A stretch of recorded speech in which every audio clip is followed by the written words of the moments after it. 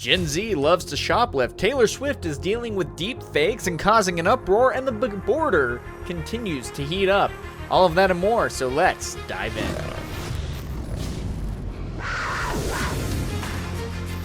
First off, I would love to welcome you here. This is the very first episode, and we are, of course, going to be diving into this deeper on news, politics, and, of course, my opinion as we go throughout all of that. It's going to be interesting to see how this continues to develop and go, and it's going to be fun. We're going to be giving you guys episodes and other contents all on Monday, Wednesdays, and Fridays to see what all of this is about. So, very excited to see and get this going for you guys. So, let's just hop right into the news first and foremost. So, guys, first, Gen Z is loving to shoplift a lot, and a big deal of it is actually having to do with all of the self-checkouts. And it's kind of unfortunate because we have some very sad stuff that's going on with that. The fact that you are able to just simply scan stuff and then automatically, put it into your bag. Do you really need to scan it, though? It's quite easy just to skip over it, and to just keep it in your bag. And, of course, checking a receipt only does so much. I mean, when we go to Costco, of course, what do? They look at it, they look in your bag, and they just, with a little bit of a marker to, show that the receipt was indeed checked. And this, of course, is very different than what we've seen in California exactly, because California itself is just pure shoplifting in the sense that, they literally go in there and take everything that they can from the store, and as long as it's under $1,000, then, there's nothing really that the police can do. And even if the police come in and do something, it's just a quick slap on the wrist and you're back out in the real world. That's it. This, on the other hand, is a little bit different because, Gen Z in particular, they are actually buying items. But what they're doing instead is just, maybe not scanning a few of them where, otherwise they would, and pay for that, of course. And that's the tough part because that's very difficult to have you be able to enforce and catch that. And there are, of course, some measures that Walmart has taken, for example, that when you are scanning, they do have a technology that watches what you are scanning from the camera above. And that's interesting enough, but the difficult part about that is that it doesn't exactly catch things. If the camera happens to catch you, going over the scanner and it might not scan and you put it in a bag, it'll give you an alert that says, hey, by the way, this isn't, this wasn't ever scanned. You should probably go back and scan it. And it will, continue to warn you until it sees you do that, which is kind of helpful. But when you're never in view of the camera and say you have, a 24-pack of soda underneath and you can just leave it there essentially, or even other items in your cart and make it look like as though you are scanning them, to the lookers around you, the workers there, that's really easy to do and very easy to get away with, unfortunately, and that's hard to deal with. And so all you can really do as these companies is accept the fact that, hey, by the way, these kinds of shoplifting and things like that are going to be happening on a higher and higher regular basis, or you need to actually stand up and enforce this in the sense of actually going back to cashiers where this is a lot harder to do. So it'll be really interesting to see kind of how this continues to develop, because it's only going to get worse and worse as people continue to shoplift at these. Now, and that was one of the scariest things about this, is that literally 1/3 of Gen Z admitted to actually shoplifting, and also worse was that they also felt no repercussions about the theft that was taking place. There was no weight on their conscience, and that is very sad to see, unfortunately. But, that again is kind of the world that we are living in, and so hopefully we are able to turn that around somehow and go back. Personally, I would like to go back to actual cashiers, though, that manpower and whatnot is sometimes a little bit difficult. But that's the risk and reward of self-checkout, so it's going to be very interesting to see how that ends up, rolling out, essentially. But it's a problem in and of itself, and, it sucks. But that's just how it is. Now, with that, though, we are going to be diving into this a little bit because we're taking a transition over into the NFL. Now, we're not going to be talking about Taylor Swift just yet, and I hate how much she is involved in the NFL. I really don't think she really should be shown at all. We make it a drinking game when she does show up on the screen. We're like, oh, yep, take a shot every time she shows up on the screen, which anytime Travis Kelce makes a play, that's going to be how it is. But we're not talking about that just yet, and that's my own can of worms that needs to be opened up later and not in front of you guys. But what's interesting is that Geno Smith has actually come out when they were asked about how he feels about the minority coaches in the league and how he is able to be coached by one of the 9, and this is the highest number that has ever been in this league. Whoa, that's so awesome. 9 minority coaches. Really cool. Except Geno Smith didn't actually think so. He said that I don't find it encouraging at all. It's 2024. Why are we still talking about minorities? And you know what? He's exactly right about that. And I want to go back to what Morgan Freeman said about that as well. Now, they're changing their whole outlook because they need consumers. Yeah. And without a middle class, you're not going to have consumers. You're not going to have it at the level that we normally would have it. So can I go back to, because I thought what you said was fascinating, because you called it bull when you said people can't, pull themselves up. Do you think that race plays a part in wealth distribution, or either a mindset that you can't Today? or cannot? Yeah. No. You don't? No, I don't. Hey, you and I, we're proof. Why would race have anything to do with it? Put your mind to what you want to do and go for that. It's kind of like religion to me. It's a good excuse for not getting there. Yeah. I said, and it's probably get me in trouble, but I said to some of my colleagues recently, so I know that it's an issue, but it seems like every single day on television I'm talking about race, and it's because of the news cycle, it's in the news, but sometimes I get so tired of talking about it, I want to just go, this is over, can we move on? And if you talk about it, it exists. Right. Yeah. It's not like it exists and we refuse to talk about it, but making it a bigger issue than it needs to be is the problem we have. So why is it then that we need to have minorities be such a focus and focal point, especially in the workforce? Is it because we need proof that we are no longer a racist nation, or that we are doing our part by forcing corporations to make such hires regardless of their qualifications?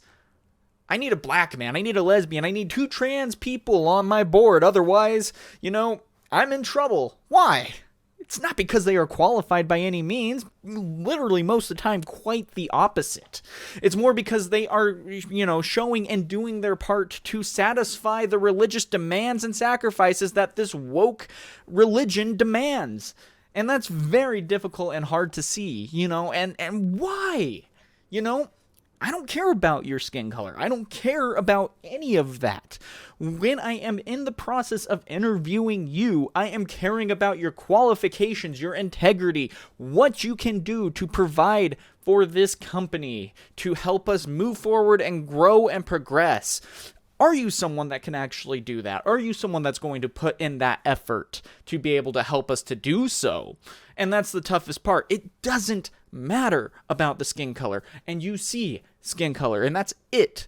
You're only going to hire because, they are going to be my minority hire, No, that's not it at all, and that's not how it should be, period. That's just not right. You need to hire people based off of qualifications. And that's a sad part, and we've seen this multiple times, like with this quote. The CEO of United Airlines last month, he announced of all the hiring for all the new pilots that are coming up this year, all the hiring for the new pilots, the main focus is going to be diversity. What? Diversity? Not the best pilots you can find? The ones with the most hours of experience? Ones you've done it before?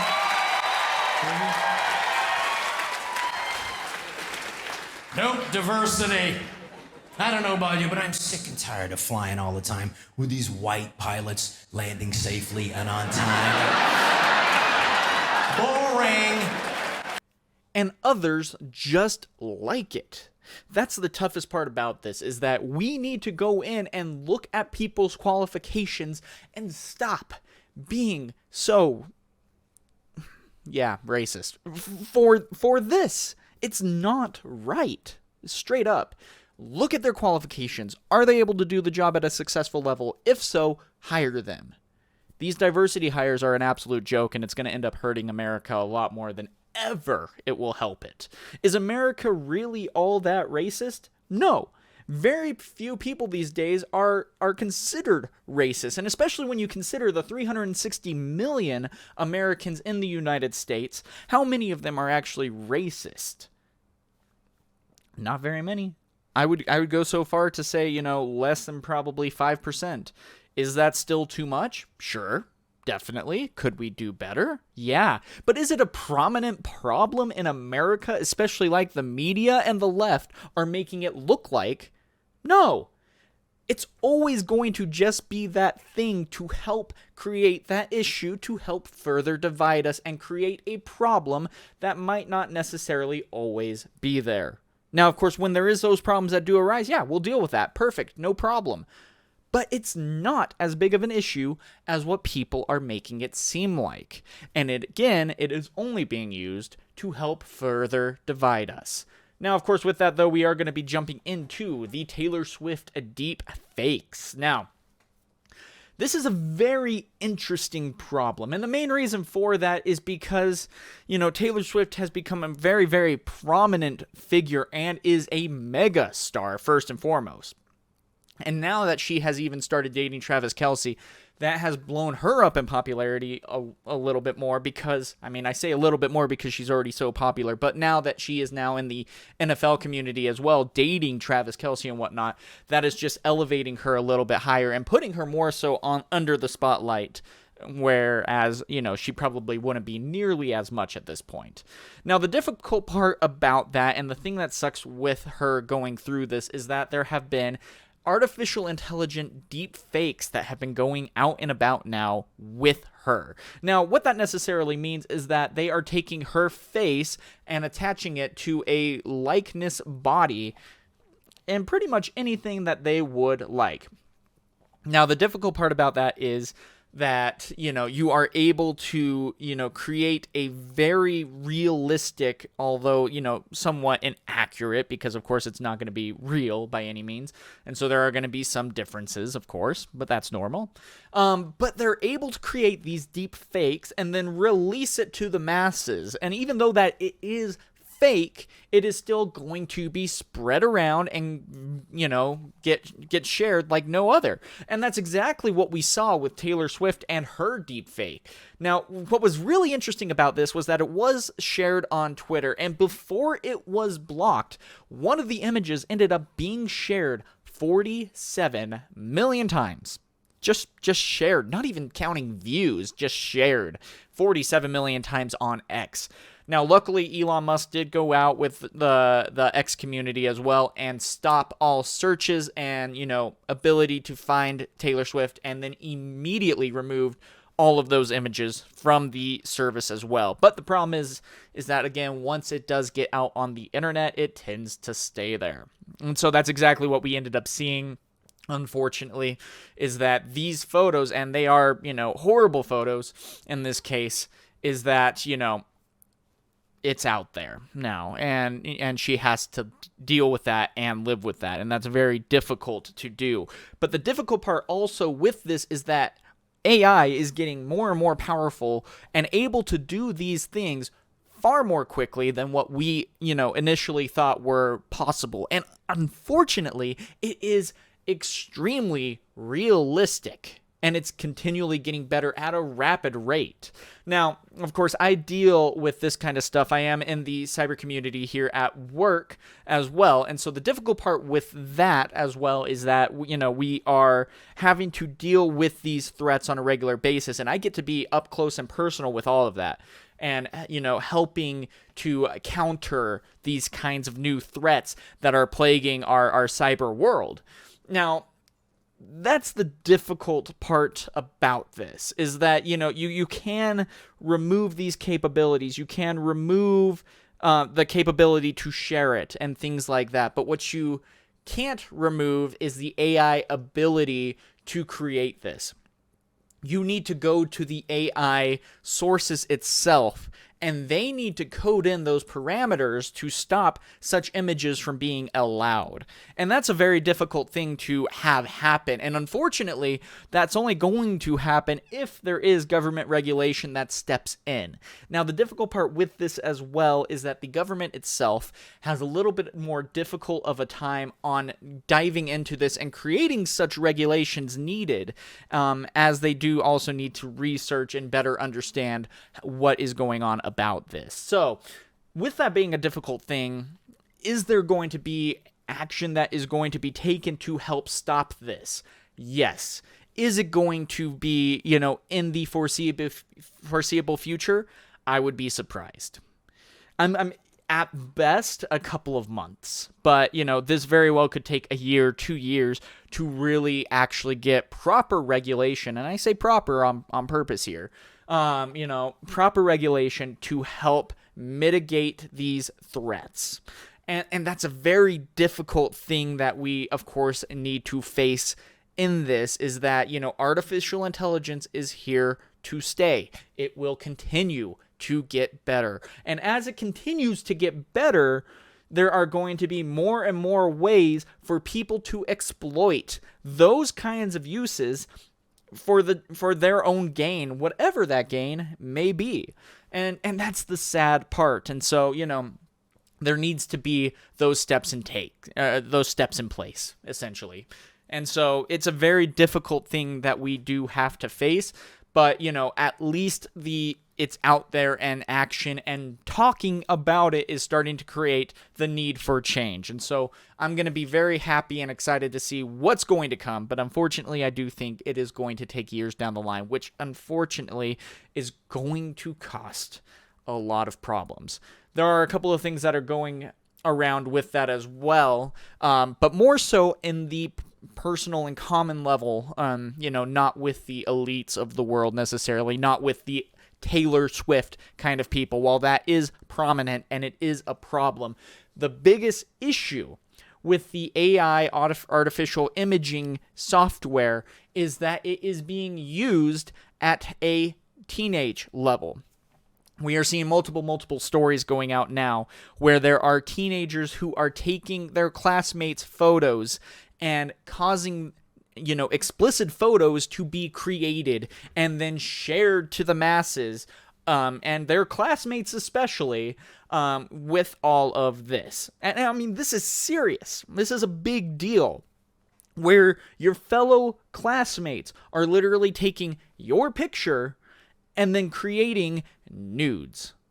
Not only that, they are sharing them around the campus to your fellow peers. And even though they're fake, they look real. And, that is something that is very private, very personal, and it is now getting out and about in the community. And that sucks. That is scary stuff there. And, the difficult part with that is, authorities necessarily don't quite know how to maneuver and act around this. The difficult part is that if you did share legitimate explicit photos, whereas the guy or girl took these photos of themselves, shared them to someone in confidence, and then they, distributed it, then that technically is, something that can be prosecuted and stopped and, taken out, essentially, because it is a distribution of child pornography because they are minors. Now, with that, though, with something being AI, it is technically fake. But that's the difficult part. How do you maneuver around that? And unfortunately, it's up to the school systems themselves to more so go into an investigation to figure out what the correct repercussions are. And unfortunately, there's not a whole lot that people can do in the school system initially. We are seeing stories, example, of people who are, getting suspended for distributing and creating such photos. But otherwise, there's not really a whole lot that is going on with these types of images and explicit photos that are being created and distributed. And that's, very alarming.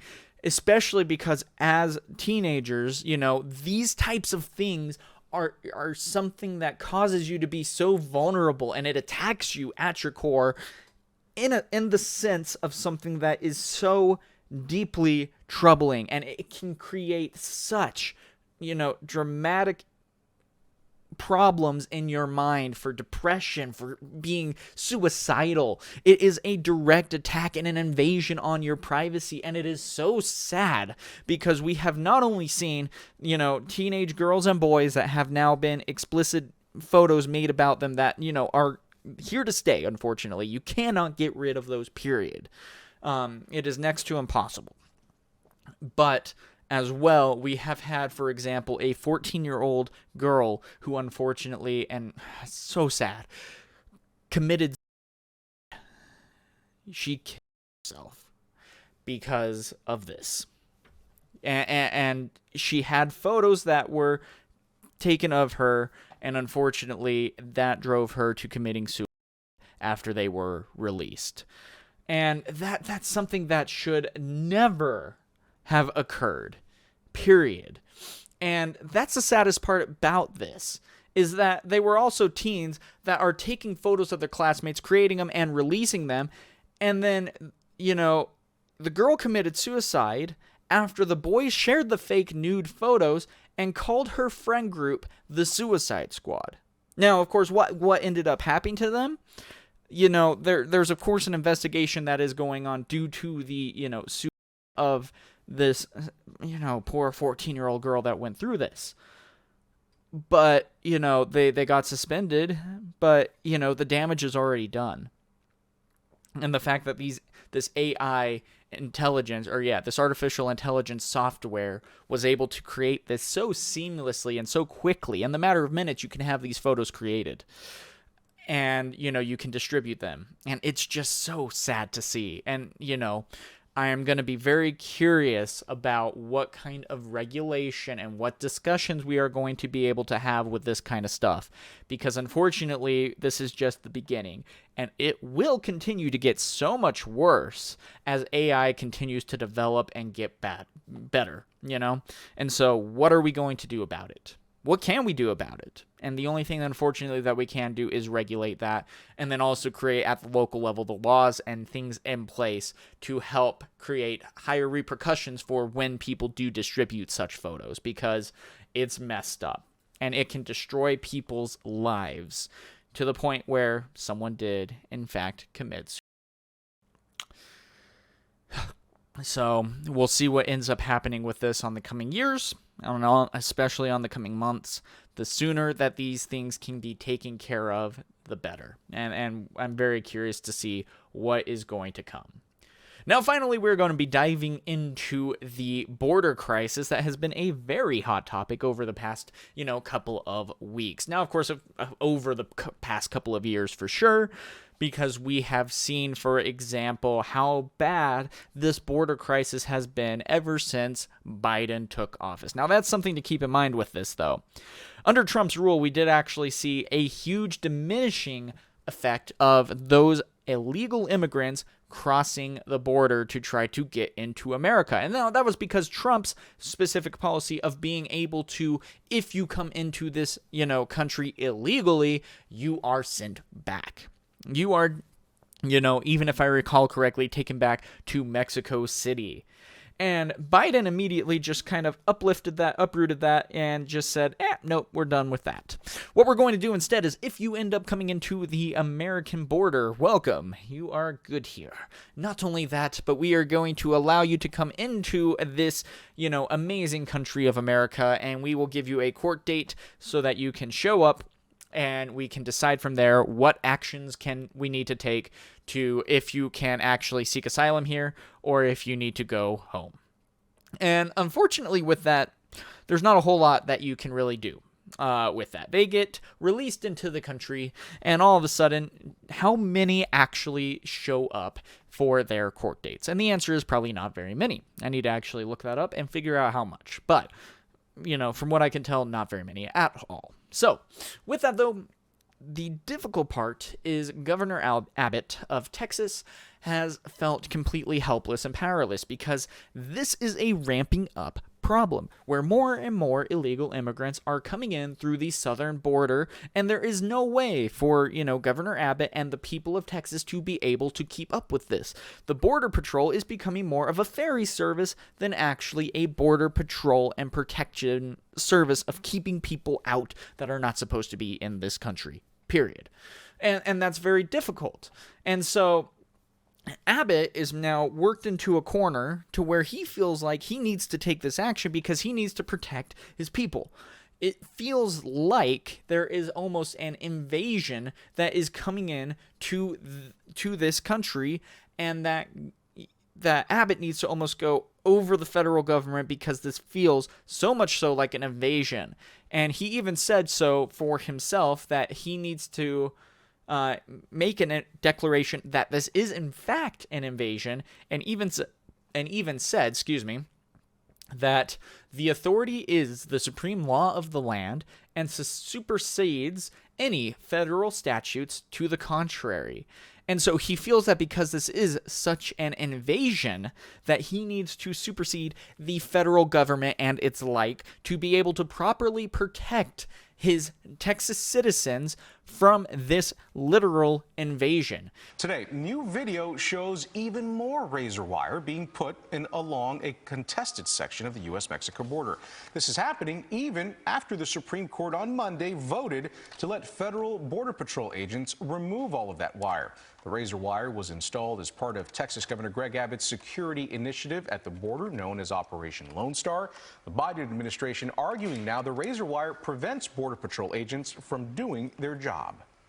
In a new statement, I want to share it with you this afternoon from the governor's desk. He says he's declared an invasion and invoking the state's constitutional authority to defend and protect itself, and it supersedes any federal statute. And now, what is making this sound like a literal invasion? What could possibly be doing so? Now, of course, with that, the thing that is making this, feel like that it is a, actual invasion is due to the fact that we have had over 302,000 migrants who have crossed the southern border in the month of December alone. And that is according to the preliminary Department of Homeland Security statistics.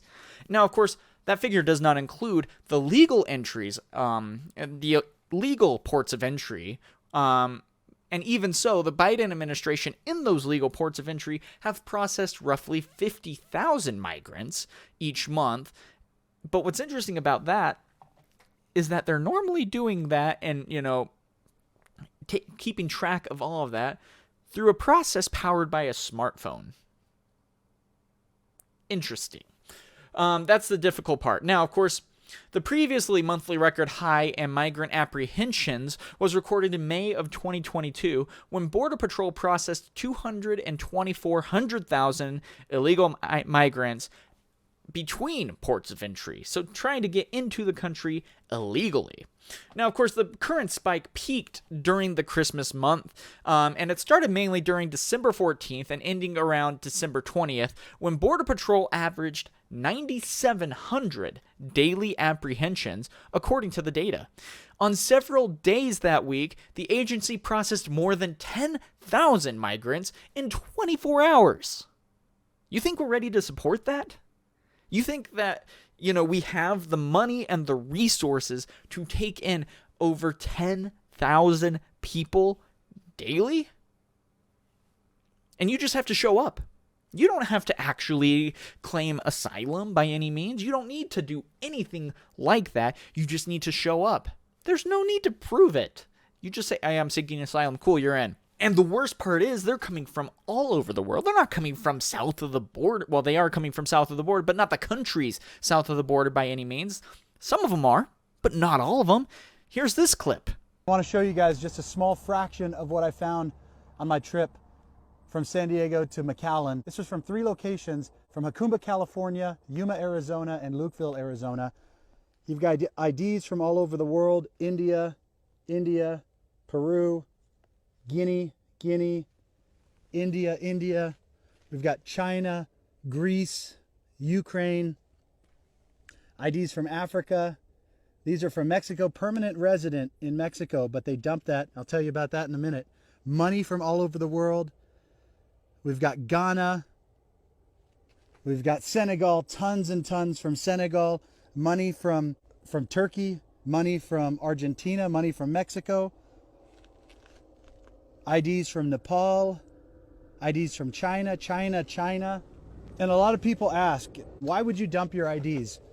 There's multiple reasons why you might dump your IDs. These are perfect examples. Permanent resident of Mexico, permanent resident of Spain. If you've already been given asylum, you don't qualify for asylum in America. So some of them will dump them for that. The other big one is if you are coming over as a supposed family unit and your IDs don't match. That's a red flag that you're probably not an actual family unit. So they'll dump their IDs too. If you're bringing children over, and the information about the kid doesn't match your information, they'll dump those too. But the crazy thing is the money. Wads and wads and wads of money, currencies from all over the world. And the bottom line is, the reason they do this is because they know that they're going to get your money when they come to America. All of this because of Joe Biden's open border policies. And the worst, I just got this. This is breaking information from a contact in Border Patrol. Just sent me this. This is a document that was found in Jacumba, California. It's written in Chinese, and a couple things to note. It says where to go, 3 different locations. There's 3 different locations in Jacumba. They've got the addresses here. It tells them what to say. It tells them what to say to Border Patrol. If you go on the back, though, this is what really gets me. It actually has the organization that created this document right there, al otro lado. The communist leftist illegal immigration organization out of San Diego printing these documents in Chinese and getting them into the hands of illegals as they're coming across our southern border, telling them what to say, telling them where to go. These organizations are traitors to our country. And this is the same organization, we found evidence of them creating fake marriages so that they could create more immigration fraud. All of these organizations need to be prosecuted. They need to be defunded immediately and prosecuted. Abbott's tied into a hard place. They're coming from all over the place. We have people from Afghanistan, China, India, all of these places that are coming here through the southern border. That can't be good. So what's Abbott supposed to do? His hands are, pretty much tied in this case to where he can't really do all that much, but he's trying to. He's setting all of this barbed wire out and these 2.5 miles of, land to try to help stop people from coming across or making it seem like that they should come across, because guess what? People are dying. Straight up. There are people who are drowning when they're trying to cross these rivers and whatnot. We had 3 that just died last week that we know of. Not even going above and beyond with who's dying out in the desert. When the summer comes along, there's going to be that heat exhaustion that's going to be a prominent factor as well. We're just lucky that it's not 100 degrees out yet and that we are in a winter at the southern border. That's a very difficult thing to have to go through. But, this is where we are at. And so Abbott is finally saying, look, enough is enough. We need to take action. And what's interesting is, though, now we have 25 governors that have signed on in support to this. And, Abbott, with that, had to release that fiery statement to where he had to say that he, is abdicating its responsibility to take care of this border issue. He literally says right here, because the Biden administration has really, truly abdicated its responsibility to secure the border and enforce the laws, Texas, very simply, is securing the border. Abbott said in an interview, there are criminals coming across our border. Texas has its right as a state to stop criminals from coming into our state, to make arrests of those criminals, and we have a National Guard as well as a Department of Public Safety officers who are there to make those arrests to deny illegal entry. And Joe Biden actually does have an opinion here, says Abbott. Joe Biden's opinion is to enforce the law of the United States and to stop this illegal entry. The only resistance we're facing is coming from Joe Biden. Know this, Sean, and that is Joe Biden is in violation of federal law that already exists. For one, he is not living up to his duty to deny illegal entry across the border. Instead, he's aiding that illegal entry. The second thing is he's not, once people do cross the border, he is not detaining them as he's required by law. Instead, he's giving mass parole across the country.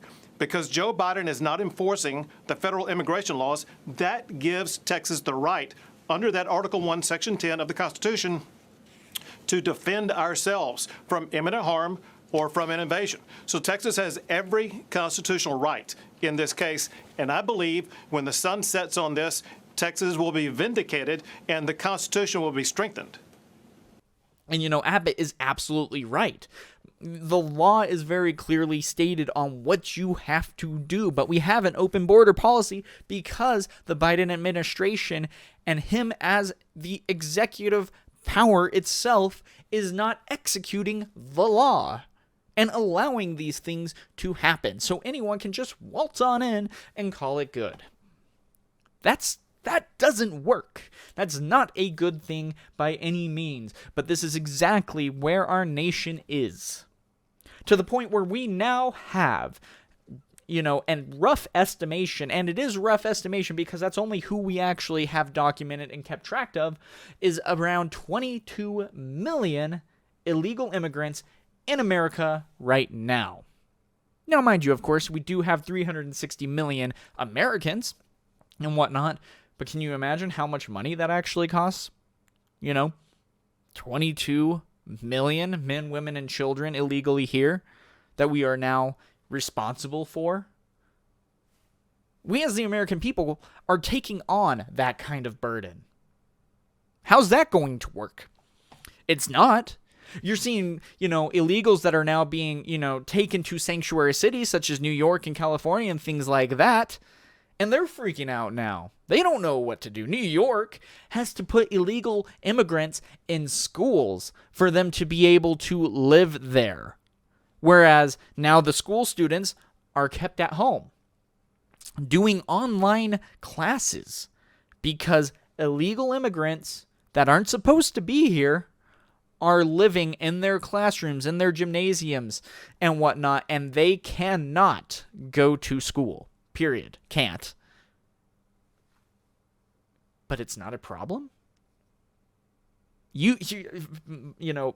Biden has created this.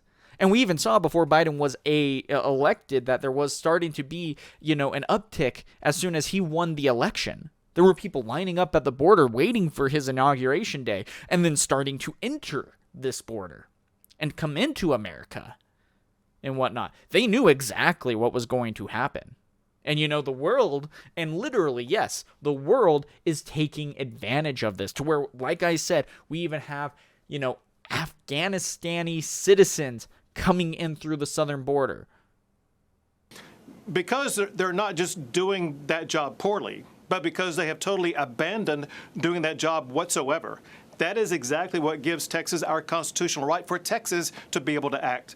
So by Texas building the barriers that we have, by us taking the action to repel illegal immigration, we're fully authorized because the federal government has ceded or conceded the field of immigration enforcement, and Texas has picked up that duty, and we're the ones in self-enforcement. And let me tell you this amazing number, Sean.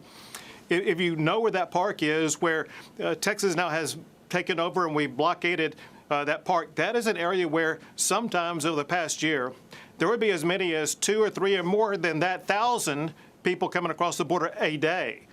Yesterday, there were just 6 people crossing the border. All 6 of those people were arrested by Texas law enforcement officers. We have now cracked down and been able to staunch the flow of illegal immigration. Biden should want this replicated across the entire border. That's what Texas is trying to do as we speak. Now, on top of that, why would Biden want to even do this necessarily? If you're looking at that, what would be the purpose? And, there's a couple of theories and whatnot on why they would be going about this. The thing is, and what seems to be the problem, because when I lived in Arizona, this was a topic of discussion too back in 2010, 2008, even, is that, as these illegal immigrants continue to come in, there is going to be a very easy way to be able to make them all citizens. And that's obviously, probably the number one theory that I believe the most here is that you can create all of a sudden all of these documented citizens that are now American citizens and able to work here legally, and likewise, but also that you are able to then, have them have the ability to vote. And the difficult part is when, there are newly immigrant citizens, is that they do tend to vote more so Democratic first. But if a Democratic, president and governing power ended up actually creating this and creating all of these new 22 million citizens, then what? Where do you think they're going to vote? And that's the difficult part about this. And so, luckily we are finally fighting this. And so 24 governors have issued a joint statement this last Thursday after accusing the Biden administration of abandoning Americans in the face of this border crisis and defending Abbott's unprecedented move to have the states focus an attempt on the border itself. They said specifically, President Biden and his administration have left Americans and our country completely vulnerable to the unprecedented illegal immigration pouring across the southern border. The 24 governors also said in a statement, instead of upholding the rule of law and securing the border, the Biden administration has attacked and sued Texas for stepping up to protect American citizens from historic levels of illegal immigrations, deadly drugs like fentanyl, and terrorists entering our country. We stand in solidarity with our fellow governor Greg Abbott and the state of Texas in utilizing every tool and strategy, including razor wire fences, to secure the border. The governors continued, the authority of the U.S. Constitution made clear that in times like this, states have a right of self-defense under Article 4, Section 4, and Article 1, Section 10, Clause 3 of the United States Constitution. Because the Biden administration has abdicated its constitutional compact duties in the state, Texas has every legal justification to protect the sovereignty of our states and our nation. And they're absolutely right. It's an absolute problem that we are having here. So what now? Okay, because Biden administration is allowing for all of these illegal immigrations to happen at our border, but Abbott is directly fighting against it with the 25 governors signing on. And so, this nation is almost stuck between a rock and a hard place in a lot of ways. And unfortunately, this is looking like it's going to have to go to the Supreme Court for them to rule on if the federal government, even contrary to the law, is able to execute this kind of stuff to where they are even dismantling the razor wire fencing to, allow for, these migrants to come in easier, And of course, they're trying to justify cutting these razor wires, stating that, they're just, needing to get medical aid and help, and supplies out to those who are near the border and making sure that they are okay. Really? Well, if the border is actually, stating as, you will get turned away and you will get, thrown back to, Mexico City or something along those lines, and you will not be allowed in, wouldn't that deter people? Wouldn't you then not need to, have to have all of these resources and expenditures used? Here's what some of the other governors, had to say about this. Governor Abbott has done the exact right thing, and I'll drive him more razor wire from South Dakota if I have to for him to do his job. What people forget is that governors are commanders in chief. We're responsible for the men and women of our National Guard. It's a heavy responsibility that weighs on our shoulders. And so we never engage our National Guard soldiers and those men and women unless it's incredibly important and if we feel that we have the constitutional authority to do that in this situation. Over 2 years ago, I declared it a war zone at the southern border, just how it was impacting South Dakota. And I'm a long ways away from South Dakota. My Guard has been down there on multiple deployments supporting the Texas National Guard. Our Border Patrol agents do not support what President Biden is doing. Our ICE people on the ground do not support what President Biden is doing. Democrats in this country do not support what President Biden is doing at the southern border.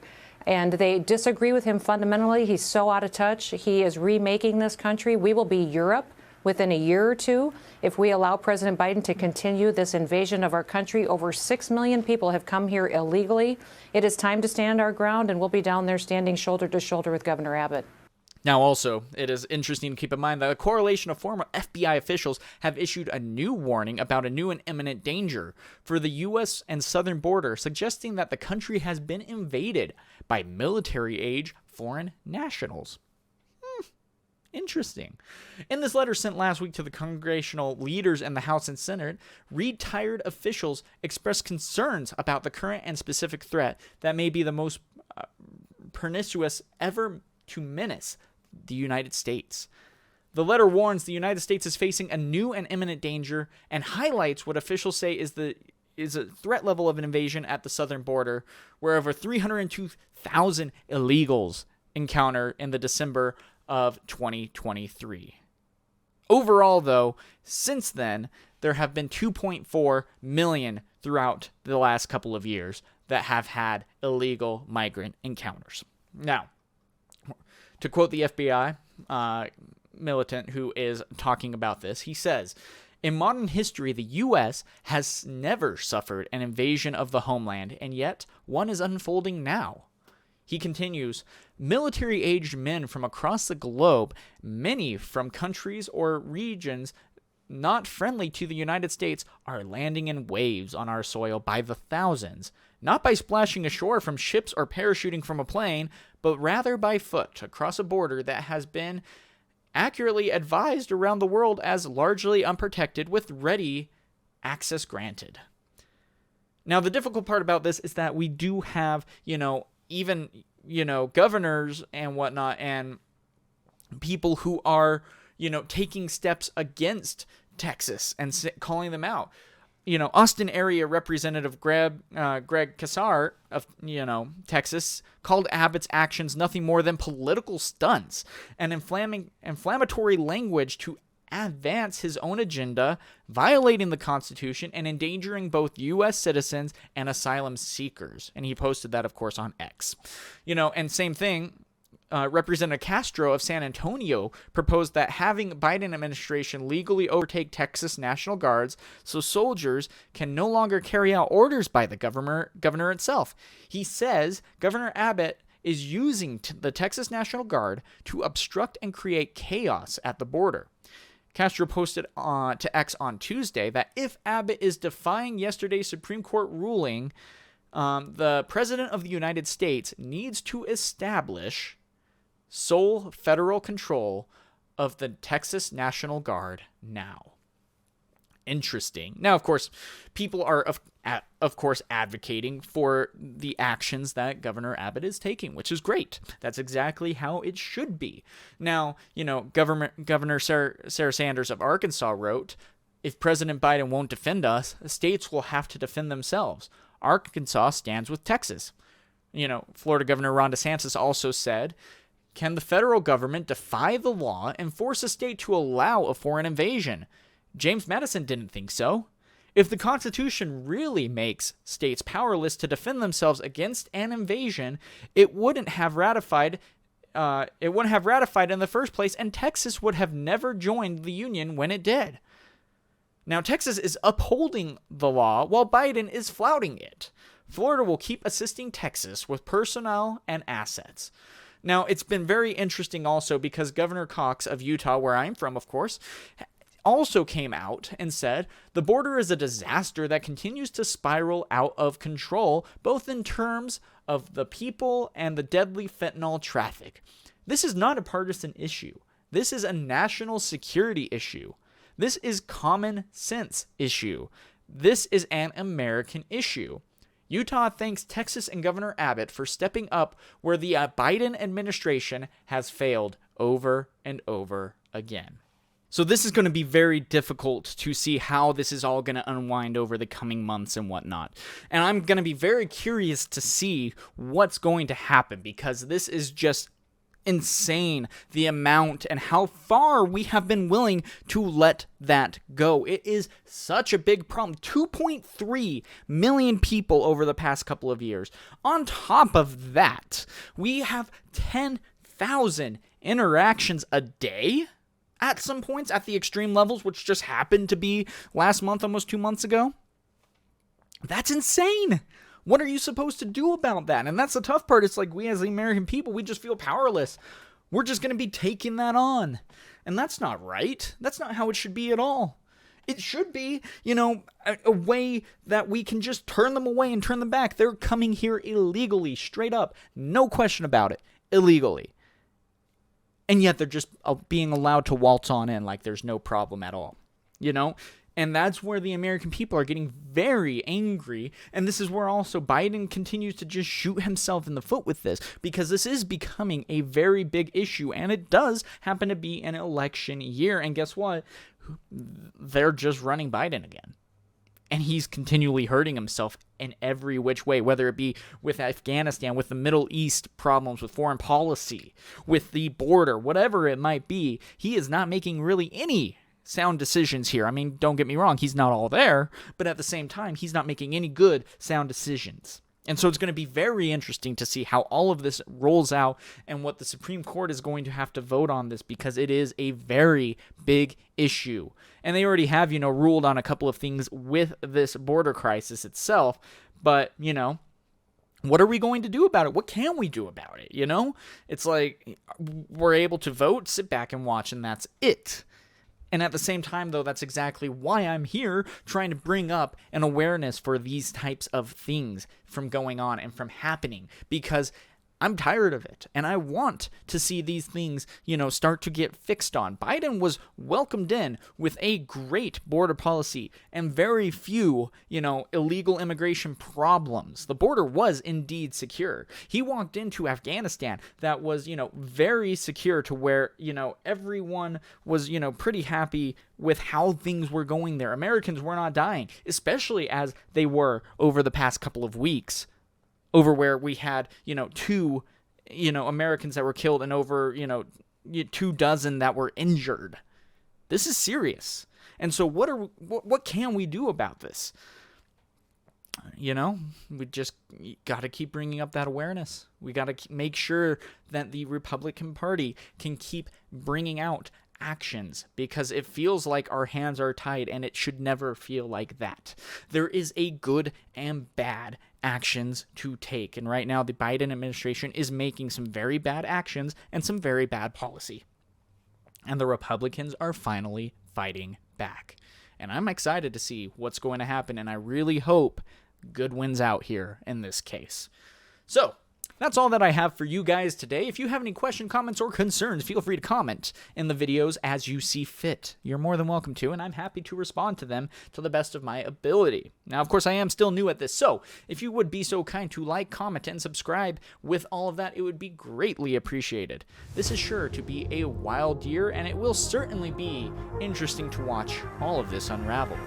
Until next time, guys, have a good one.